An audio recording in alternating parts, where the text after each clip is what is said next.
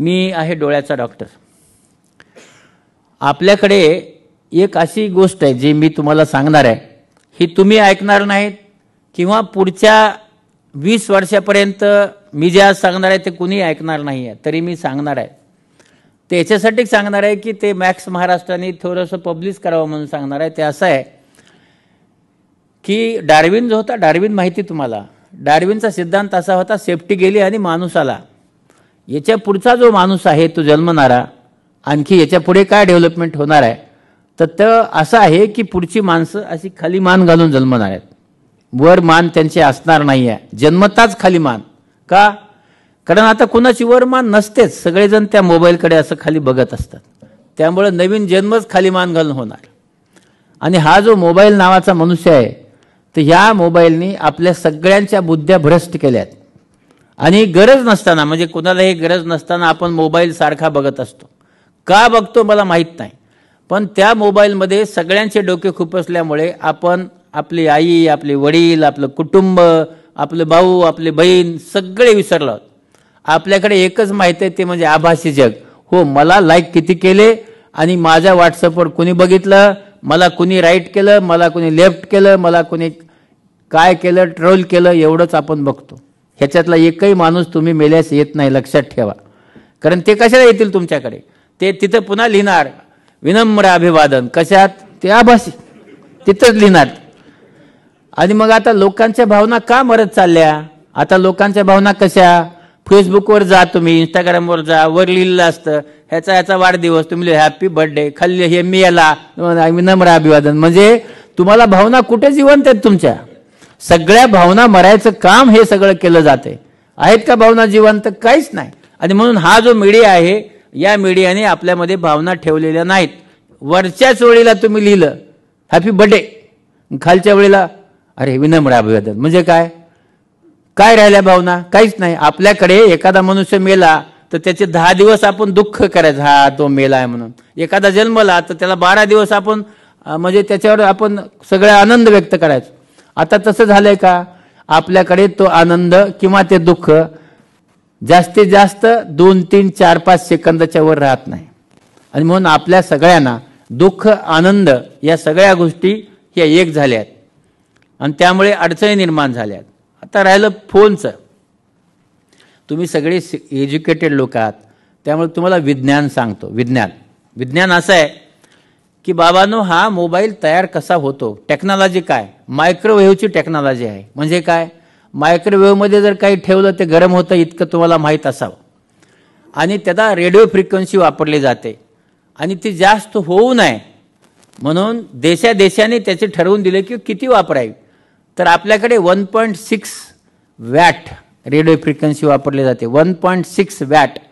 आता 2 पिलरवर 2 फोन जेव्हा लागतात तेव्हा इकडे 1.6 चे तुम्हाला वेव्ह येतात आणि ह्या तुमच्या मोबाईलवर कॅच होतात, त्या मॅग्नेटिक एनर्जीने कॅच होतात. म्हणजे काय? Microwave technology, radio frequency wave आणि मॅग्नेटिकच्या वेव्हनी त्याला घेतलं जातं आणि मग ते तुमच्यापर्यंत येतो. म्हणजे काय होतं? तर ह्या ज्या वेव्हज आहेत त्या वेव्ह तुमच्यापर्यंत आल्यानंतर तुम्ही कानाला लावता, तर त्या वेव्ह कानात जातात, कानातून मेंदूत जातात आणि मेंदूत गेल्यानंतर ॲक्सेप्टेड आहे आता की 5% मेंदूचे कॅन्सर वाढले आहेत. जी लोक फार जास्त मोबाईल वापरतात, ज्यांचा मोबाईल 10 तासापेक्षा जास्त त्यांचा स्क्रीन टाईम असतो, अशा लोकांना आता 5% लोकांना कॅन्सर होतोय. हळूहळू कान गरम होतो, तुमचा कान दुखतो तरी तुम्ही फोन ऐकताच.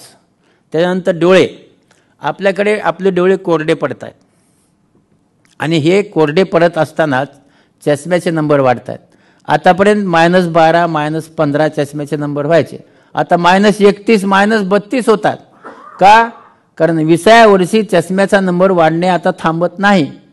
आता कितीही वर्षाचा तो चष्म्याचा नंबर वाढत चाललेला आहे. का? ब्ल्यू लाईटमुळे. आपल्या ह्याच्यामध्ये त्या मोबाईलला स्पाझम निर्माण होतो आणि मायनस नंबर आपले वाढत चालले आहेत, कायमचे वाढत चालले आहेत. पण आपण त्याला काही करत नाही आहे. त्याचबरोबर आता आपण इथं ठेवतो, कमरेला लावतो, आपली किडनी खराब होते, हृदय खराब होतं. बसून बसून सगळ्यांचे गुडघे दुखत आहेत, असा एकही माणूस नाही की ज्याचे कुठले सांधे, पाठ दुखत नाही, मान दुखत नाही किंवा गुडघा दुखत नाही. कारण हे सांधे खूप दुखतात, ते आपण त्या सांध्याकडे लक्ष पण देत नाही. कारण हे सांधे दुखत राहतात आणि तरी आपण लक्ष देत नाही. किडनी खराब होत असताना असं म्हणतात की आपलं जे स्पर्म काउंट आहे ते पण कमी होत चालले, नपुसक होत चाललेत लोक सारखा मोबाईल वापरून, पण तरी वापरला जातो. आणि मग हा जो मोबाईल आहे हा वापरल्याचे जे तोटे आहेत हे आपल्या सगळ्या शरीरावर तोटे आहेत. त्याचबरोबर आपला इंटेलिजन्स, आपली जी हुशारी आहे ही एकदम कमी होत चाललेली. आपली झोप जी आहे ही कमी होत चाललेली आहे. आणि दुसरी गोष्ट, दिवसा स्वप्न पडतात. तुम्ही डोळे बंद करा, बंद केल्याबरोबर तुम्हाला काही ना काही दिसायला लागतं.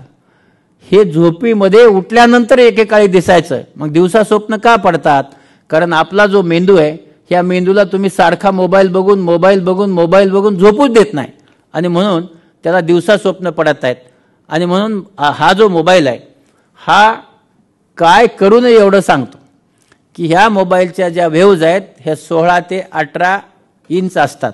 म्हणून आपल्या शरीरापासून 16 ते 18 इंच दूर ठेवा. म्हणजे समजा बोलणार असाल तर स्पीकर फोनवर बोला. स्पीकर फोन आहे त्याच्यावर बोला. आपण का बोलत नाही स्पीकर फोनवर? कारण आपला खाजगी बोलायचं असतं, म्हणजे नवऱ्याने ऐकू नये आणि बायकोने ऐकू नये म्हणून आपण कानाला लावून बोलतो. पण स्पीकर फोनवर बोलल्याने आपला त्याच्यापासून काही त्रास होत नाही. किंवा मग ब्लूटूथ लावा, तो लावून फोन दूर ठेवा, ज्याच्यामुळे आपला त्रास होणार नाही.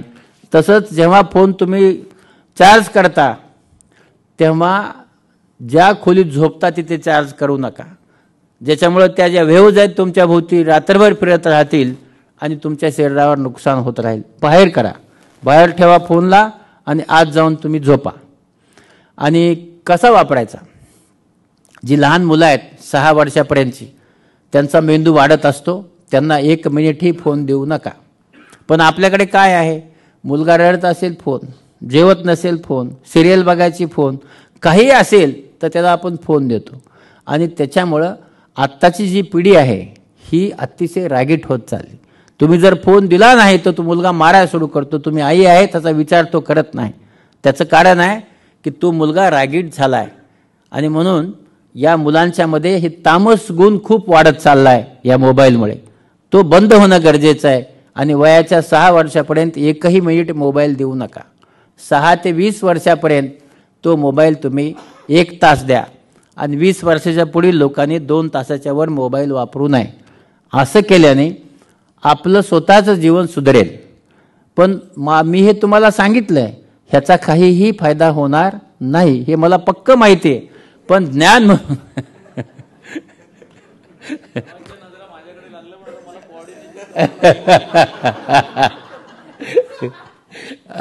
ज्ञान म्हणून हे जे ज्ञान आहे हे ज्ञान म्हणून मी आपला दिलं आहे. मला असं वाटतं की कधी काळी तुम्हाला माझा हे बोललेलं लक्षात राहावं. मॅक्स महाराष्ट्राच्या चिंतनच्या याच्यामध्ये मी हे सांगितलं होतं, असं तुमच्या लक्षात राहावं.